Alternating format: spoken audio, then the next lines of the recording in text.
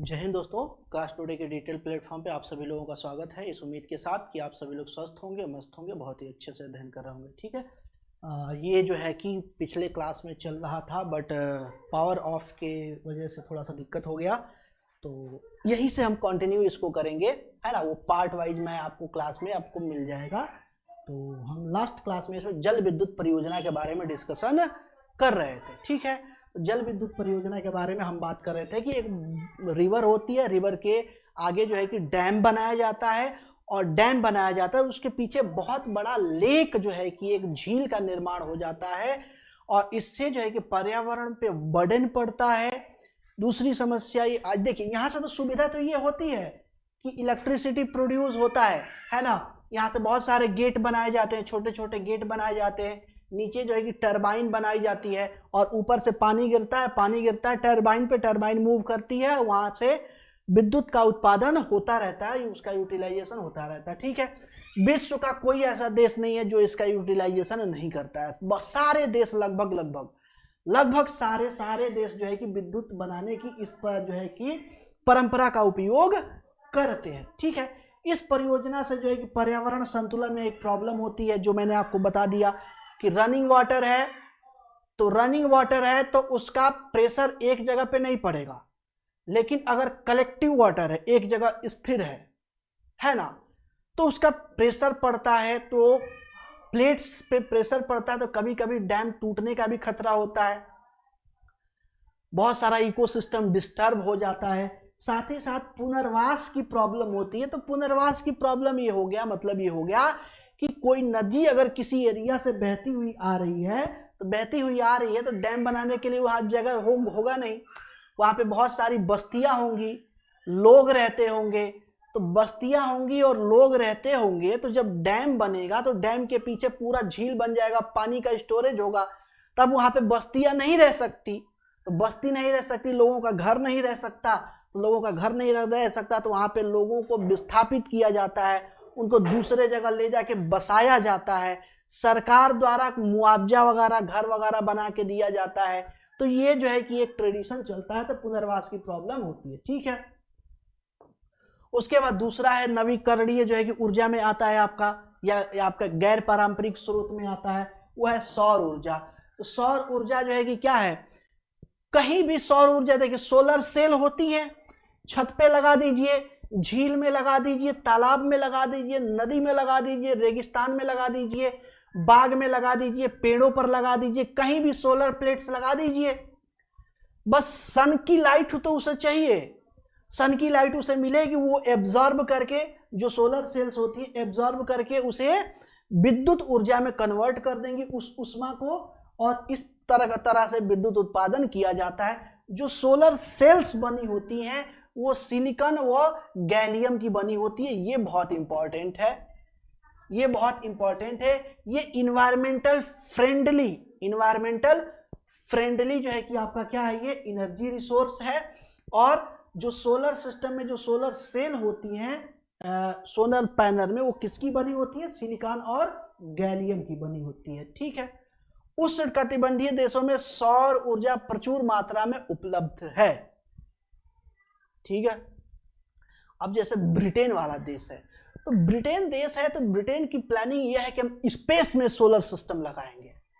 क्या करेंगे, स्पेस में सोलर पैनल्स लगाएंगे, सोलर सिस्टम्स लगाएंगे। क्यों? क्योंकि वहां पे ऊष्मा ज्यादा मिलेगी, तो इलेक्ट्रिसिटी ज्यादा प्रोड्यूस होगी, और वहां से हम अपने देश में इलेक्ट्रिसिटी भेजेंगे और यहाँ पे यूटिलाइजेशन करेंगे, और अपने देश को कंप्लीट रूप से एवरग्रीन एनर्जी से सारी एनर्जी की नीड्स फुलफिल करेंगे। जितने भी गैर परंपरागत रिसोर्स हैं, है ना, उनमें ये सबसे बेस्ट है। परंपरागत रिसोर्स, मतलब ब्रिटेन का कहने का मतलब यह है कि परंपरागत रिसोर्स को हम काट देंगे और धीरे धीरे सोलर पैनल का यूज करेंगे, स्पेस में सोलर पैनल लगाएंगे, वहां से अब एनर्जी एब्जॉर्ब करके जो इलेक्ट्रिसिटी प्रोड्यूस होगी वह हम अपने देश में यूटिलाइज करेंगे। ठीक है। पवन ऊर्जा, अब इस तरीके से जो है कि पवन ऊर्जा है ना, मैदानी क्षेत्रों में या समुद्र के किनारे देखेंगे तो बड़े बड़े पंखे लगाए जाते हैं, और जो विंड होती है, विंड में भी क्या फोर्स होता है, एनर्जी होती है। तो विंड एनर्जी को इलेक्ट्रिसिटी में कन्वर्ट करके उसका यूटिलाइजेशन किसके द्वारा किया जाता है, पवन ऊर्जा के द्वारा।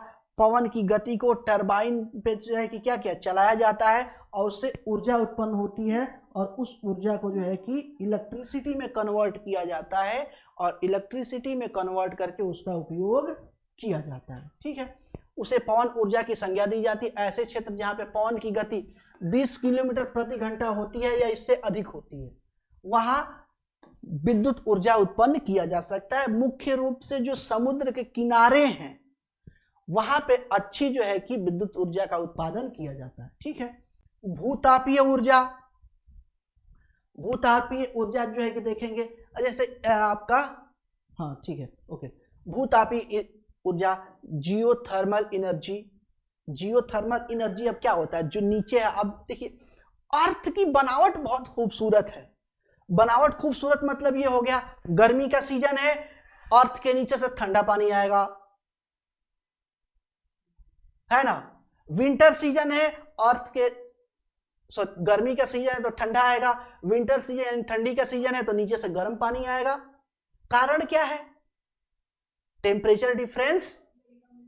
क्यों, मेंटल में पूरा मैग्मा भरा हुआ है, 1000 डिग्री सेंटीग्रेड उसका क्या है, टेम्परेचर है मैग्मा का। 1000 डिग्री सेंटीग्रेड उसका टेम्परेचर है मैग्मा का, तो वो हीट प्रोड्यूस करता है। तो नीचे जो है कि जो भी ये पानी होता है ग्राउंड वाटर, वो हॉट होता है, गर्म होता है, तो उसको पाइप के द्वारा खींच करके उसमें जो उष्मा होती है उसको सोखा जाता है और सोख करके उसे इलेक्ट्रिसिटी में कन्वर्ट किया जाता है। और फिर जब वो पानी से उष्मा अलग कर लिया जाता है तो पानी ठंडा हो जाता है, तो दूसरे साइड से जो है कि उसे फिर जो है कि ग्राउंड में उसे एज वेल एज उसको भेज दिया जाता है। तो एक साइड से गर्म पानी निकाले, उसका उष्मा अवशोषित किए, इलेक्ट्रिसिटी में कन्वर्ट किए, कन्वर्ट करने के बाद ठंडे वाटर को फिर जो है कि ग्राउंड में भेज दिए। इस तरीके से पृथ्वी के अंदर से निकलने वाले गर्म जल के स्रोत से भूतापीय ऊर्जा प्राप्त होती है। इसका उपयोग खाना बनाने में, बिजली बनाने आदि में किया जाता है। हिमाचल प्रदेश के मणिकर्ण व कश्मीर के पुगमा घाटी में भूतापीय ऊर्जा उत्पन्न की जाती है। कहां कहां पे, ये इंपॉर्टेंट है, ये बहुत इंपॉर्टेंट है यहाँ पे आपका। कहां कहां पे, हिमाचल प्रदेश के मणिकर्ण व कश्मीर के पुंगा घाटी में थर्मल एनर्जी प्रोड्यूस की जाती है। अब इसका कारण क्या है, जो हिमाचल प्रदेश है ना या फिर उत्तराखंड का जो अपर जो है कि रीजन है, वहां पे हॉट स्प्रिंग पाए जाते हैं। हॉट स्प्रिंग मतलब गर्म जल के कुंड पाए जाते हैं। मतलब ये समझिए कि वहां पे इतनी पानी में ऊर्जा है, उष्मा है कि वहां पे पानी गर्म करने की जरूरत ही नहीं है। अर्थ के सरफेस में जो पानी आता है नीचे से वो भी गर्म होता है। तो जो 100-200 फीट या जो है कि फीट नीचे जो पानी होगा वो और जो है कि गर्म होगा, तो उसको ले आएंगे ऊपर, उसे खींच करके ऊपर लाएंगे पाइप से, उसे फिर क्या करेंगे, वहां पे उष्मा को अवशोषित करके इलेक्ट्रिसिटी में कन्वर्ट करेंगे और फिर उसको यूटिलाइज करेंगे, फिर ठंडे पानी को नीचे छोड़ देंगे। ये इस तरीके से प्रॉपर चलता रहता है। ज्वारीय ऊर्जा, ज्वारीय ऊर्जा जो है कि एक तरीके से जो है कि टाइडल एनर्जी, जहां पे कोस्टल रीजन है वहां पे टाइडल एनर्जी जो है कि टाइडल पावर प्लांट लगाए जाते हैं, है ना। और जो आपके वहां से वेव्स आती हैं, वेव्स में जो एनर्जी जो फोर्स होता है उसे कन्वर्ट किया जाता है इलेक्ट्रिसिटी में और कन्वर्ट करके उसको यूटिलाइज किया जाता है। यहाँ पे लिखा हुआ है, यह मुख्यतः समुद्र के में आए ज्वार भाटा के कारण, ये मुख्यतः समुद्र में आए ज्वार भाटा के कारण जल के ऊपर उठने व नीचे गिरने के दौरान टरबाइन चलाकर उत्पन्न की जाती है। प्रदूषण मुक्त होती है, परंपरागत ऊर्जा का स्रोत है। ये क्या है, परंपरागत ऊर्जा का स्रोत है। ठीक है, नेक्स्ट देख लेते हैं बायोगैस। बायोगैस में क्या होता है, इस तरीके से प्रॉपर एक स्ट्रक्चर होता है। इस तरीके से ये देखिए पूरा जो है कि बायोगैस का अपना क्या है, एक स्ट्रक्चर है।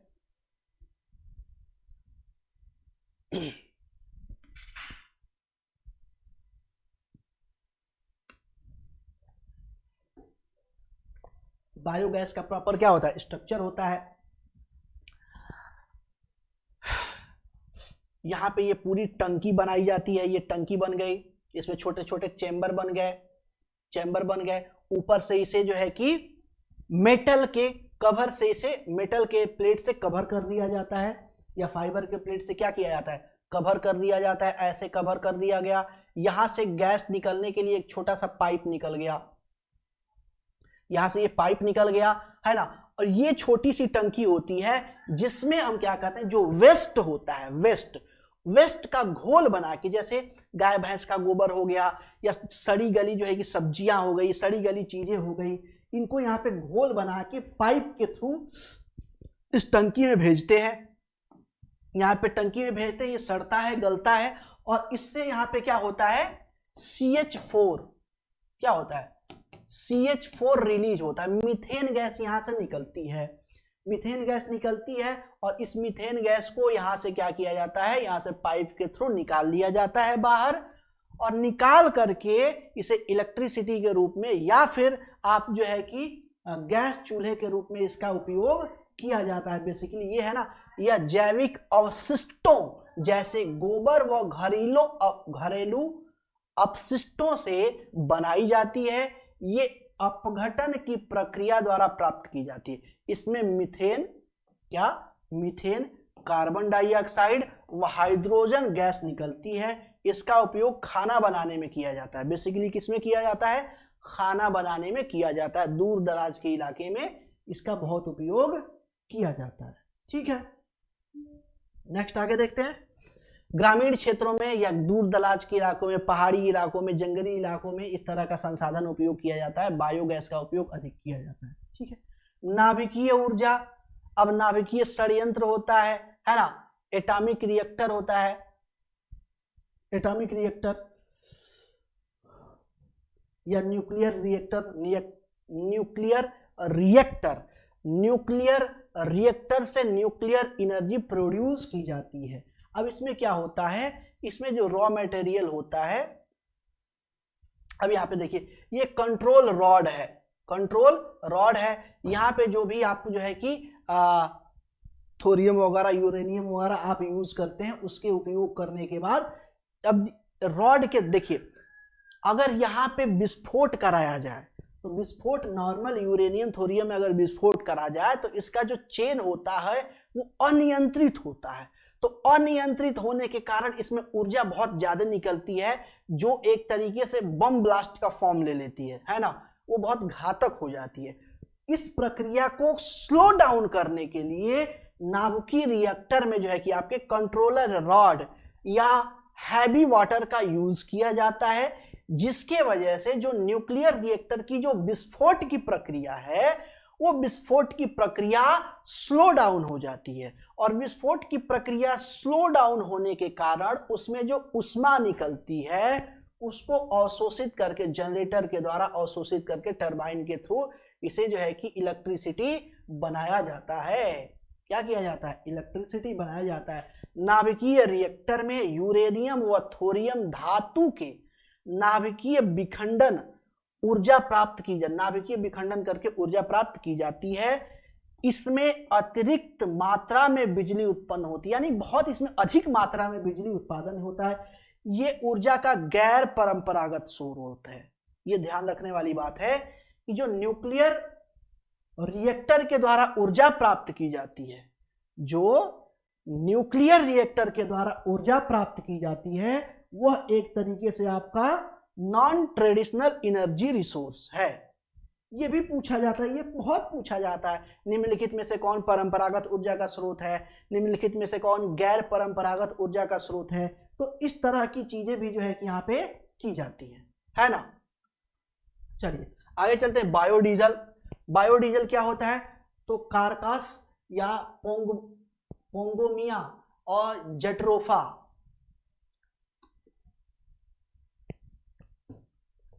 आदि ये जो प्लांट होते हैं, ये क्या है, प्लांट है। अब इनसे जो है कि या इनके बीजों से जो है कि बायोडीजल या बायो जो है कि षड्यंत्र के द्वारा जो है कि यहाँ पे निकाला जाता है, बायोडीजल बनाया जाता है, बायो एनर्जी फ्यूल बनाया जाता है। और उसके थ्रू इसका उपयोग किया जाता है। आंध्र प्रदेश के काकीनाडा में ऐसा संयंत्र लगा हुआ है। ठीक है,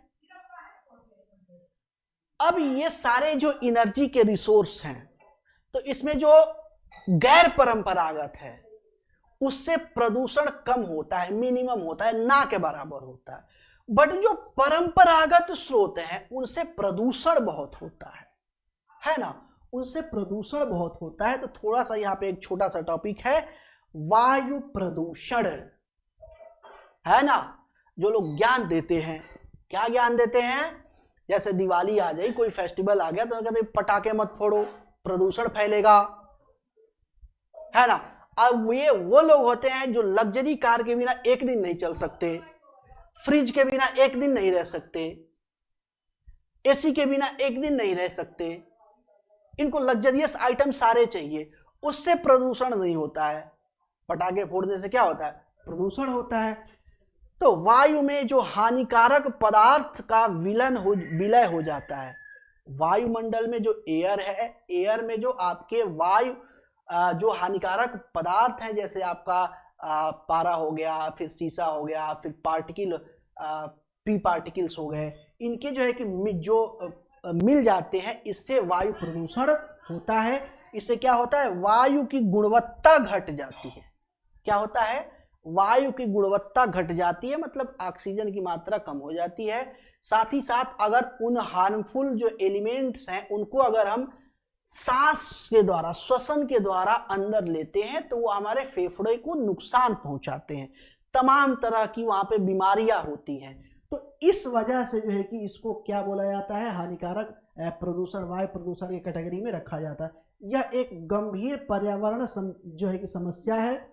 मशीनों से निकलने वाला धुआं भी पर्यावरण के प्रदूषण का कारकों में काउंट किया जाता है। कारकों में बात करेंगे तो कल कारखाने द्वारा निकला गया धुआं, गाड़ियों द्वारा निकला गया धुआं, है ना। साथ ही साथ जो है कि आपका रेफ्रिजरेटर से निकला जो है कि गैस निकलती है वो, फिर जो है कि आपके एसी से जो गैस निकलती है वो, है ना। तो इन सब के द्वारा, या फिर जो भी प्लास्टिक के एलिमेंट होते हैं, जो प्लास्टिक के सामान होते हैं, तो प्लास्टिक के सामान को भी जो हम जलाते हैं उनसे भी जो गैसेस वगैरह निकलती हैं, उनसे भी जो है कि प्रदूषण बड़े लेवल पे होते हैं। प्रदूषण के कारण, ये प्रदूषण के कारण है, प्रदूषण के कारण, प्रदूषण के कारक देखेंगे। कारक में प्रायः उनको वायु प्रदूषक के कारकों में सम्मिलित किया जाता है, जिनसे प्रत्यक्ष वायु प्रदूषित होती है। इनमें कुछ उदाहरण निम्नलिखित है। अब जैसे यहाँ पे दे रखा है ना, यहाँ पे थोड़ा सा इसको देख लेते हैं फिर आगे बढ़ते हैं। यहाँ पे जैसे दे रखा है, दिल्ली में बढ़ता यातायात के साधन, सबको कार से जाना है ऑफिस, पब्लिक ट्रांसपोर्ट यूज नहीं करना है, इंडिविजुअल गाड़ी यूज करनी है, बाइक, कार। तो इससे पॉल्यूशन क्या होता है, बढ़ता है। फसलों को जला दिए, जो वेस्ट मटेरियल जो है कि बच गया। जैसे पंजाब हरियाणा वाले क्षेत्र में देखेंगे तो पंजाब हरियाणा वाला क्षेत्र में ये होता है कि जो फसल की कटाई हो जाती है, तो फसल के कटाई के बाद जो डंठल बच जाता है उसे जला देते हैं, उससे भी वायु प्रदूषण होता है। कल कारखाना, जो उद्योग लगते हैं, उससे निकलने वाले जो धुएं हैं, उससे भी क्या होता है, प्रदूषण होता है। जनसंख्या अधिक है, इससे भी प्रदूषण की समस्या, है ना। कूड़ेदान, इससे भी समस्या होती है। ठीक है, जो फ्रिज से गैसें निकलती हैं, एसी से गैसें निकलती हैं, गाड़ियों से जो धुएं निकलते हैं, इनसे सबसे क्या होता है, वायु प्रदूषण होता है। ये प्रदूषण के कारक हो गए। ठीक है, जंगल में आग लगने से भी क्या होती है, प्रदूषण होता है। धूल भरी आंधियां, ज्वालामुखी के विस्फोट, इससे भी क्या होता है, प्रदूषण होता है। ठीक है, वाहनों, कल कारखानों से निकलने वाले धुएं इत्यादि, मुख्यतः कार्बन मोनोऑक्साइड और सल्फर डाइऑक्साइड, यहाँ पे गैसेस निकलती हैं, जिससे जो है कि यहाँ पे प्रदूषण होता है। जो एसी फ्रिज है उससे क्लोरोफ्लोरोकार्बन निकलता है, क्लोरोफ्लोरोकार्बन, CFC, क्लोरोफ्लोरोकार्बन निकलता है। और ये क्लोरोफ्लोरोकार्बन जो है कि वायुमंडल को प्रदूषित करता है, जिससे ग्लोबल वार्मिंग भी बढ़ता है, ओजोन लेयर का क्षरण भी होता है। तमाम सारी समस्याएं इससे जो है कि घटित हो जाती है। धूम्रपान व लकड़ी जलाना, इससे भी प्रदूषण होता है, बट क्या ही इससे बहुत ज्यादा प्रदूषण की बात नहीं आएगी, है ना। चलिए, फ्रिज एयर कंडीशनर, ऑलरेडी ये चीजें मैंने आपको बता रखा है। वन उन्मूलन से भी क्या होता है, बड़े लेवल, अब देखिए वन उन्मूलन किए तो वन उन्मूलन किए तो जो हार्मफुल गैसेज रिलीज हो रही है पर्यावरण में, उनको सोखेगा कौन, वन या वृक्ष जो है कि सोखेंगे, और वृक्ष ही नहीं रहेंगे तो उसकी मात्रा बढ़ती जाएगी, प्रदूषण बढ़ता जाएगा। उद्योग से निकलने वाले जो है कि धुएं, इसके लिए उत्पादन जो है क्या है, उत्तरदायी है। वायु प्रदूषण के रोकने का कारण क्या है, रोकने के उपाय क्या है, तो रोकने के या बचाव के उपाय में देखते हैं तो यहाँ पे अधिक से अधिक सार्वजनिक वाहनों का उपयोग करें, पब्लिक ट्रांसपोर्ट का यूज करें, एलपीजी का यूज करें, कंप्रेस्ड गैस का यूज करें, है ना। ऐसे इलेक्ट्रिक, देखिए इलेक्ट्रिक बस चल गई हैं, इलेक्ट्रिक जो है कि बैटरी से चलने वाले रिक्शा चल गए हैं, बैटरी से चलने वाले ऑटो चल गए हैं, बैटरी से चलने वाले गाड़ी कार चल गई हैं। ये इन्वायरमेंट फ्रेंडली है, इससे धुआं ज्यादा निकलता नहीं है, और इससे धुआं ज्यादा निकलता नहीं है तो पर्यावरण को नुकसान नहीं होता है, पर्यावरण को नुकसान नहीं होगा, कोई समस्या नहीं होगी, सारा काम तो इसी से ना दिक्कत हो रहा है। तो जितना इन्वायरमेंट फ्रेंडली गैर परंपरागत ऊर्जा का हम उपयोग करें उतना ही वायु प्रदूषण कम होगा। ठीक है, पेट्रोल, कोयला, लकड़ी व उपले आदि ईंधन के रूप में कम से कम उपयोग करें। नवीकरणीय ऊर्जा जैसे सौर ऊर्जा, पवन ऊर्जा, बायोगैस, है ना, इलेक्ट्रिसिटी का उपयोग ज्यादा से ज्यादा करें। अब ये देखिए ई रिक्शा वगैरह, वाहन वगैरह, यहाँ पे देखिए, यहाँ पे ई स्कूटी है बैटरी से चलने वाली, ई रिक्शा, ऑटो ये बैटरी से चलने वाला, बस सीएनजी से चलने वाला, कार बैटरी से चलने वाला। तो इस तरीके के व्हीकल का जब हम उपयोग करेंगे तो इस तरीके से वायु प्रदूषण कम होगा। ठीक है, अब इस प्रकार से देखा जाए तो ईवीएस में एक और टॉपिक मुख्य रूप से रह गया, है ना। तो इस क्लास यहाँ पे खत्म होती है, इससे आगे हम मिलेंगे आपको नेक्स्ट क्लास में। ईवीएस का एक टॉपिक और रह गया, कंप्लीट हो जाएगा। ईवीएस आपका first paper, CTET first paper के लिए कंप्लीट हो जाएगा। ठीक है, चलिए आज क्लास को यहीं रोकते हैं, मिलते हैं आपसे नेक्स्ट टॉपिक में।